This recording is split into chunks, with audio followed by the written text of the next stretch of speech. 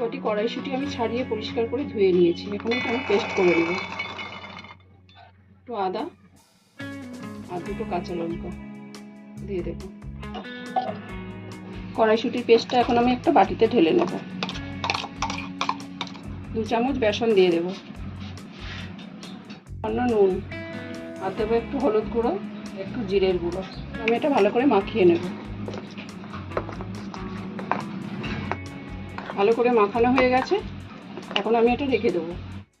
গ্যাসে একটা কড়াই বসিয়ে দিয়ে আমি তেল দিয়ে দিয়েছি, তেলটাও গরম হয়ে গেছে। এখন আমি এটা ছোটো ছোটো বড়ির মতো তৈরি করে নেব। বড়ি বলুন আর বড়াই বলুন, এরকম লাল লাল করে ভেজে নেব, নিয়ে এখন তুলে নেব।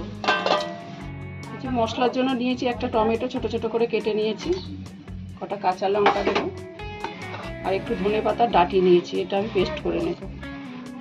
গরম হয়ে গেছে, দিয়ে দেবো একটা তেজপাতা, একটু শুকনো লঙ্কা, একটু গোটা গরম মশলা আর একটু গোটা জিরে।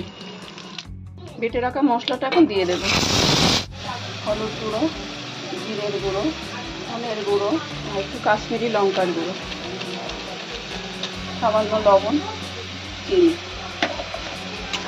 মশলাটা ভালো করে কষিয়ে নেব। মশলাটা কষানো হয়ে গেছে, তেল ছেড়ে দিয়েছে, এখন বাটি দেওয়া জলটা দিয়ে দেবো। এটা ফুটে গেছে, এখন আমি ভেজে রাখা বড়া বলুন আর বড়ি বলুন আমি এটা দিয়ে দিলাম। একটু ফুটিয়ে নেব। দিয়ে দেবো পরিমাণ মতো ঘি, একটু কসুরি মেথি। লাস্টে ঘি আর কসুরি মেথি দিয়ে আমি রান্নাটা কমপ্লিট করলাম। আর এইভাবেই রান্নাটা আপনারাও একদিন করে দেখবেন। কড়াইশুঁটি তো অনেক রকমভাবে খেয়েছেন, এইভাবে আমার মতো একদিন বানিয়ে খাবেন, আর কেমন হলো কমেন্ট করে জানাবেন।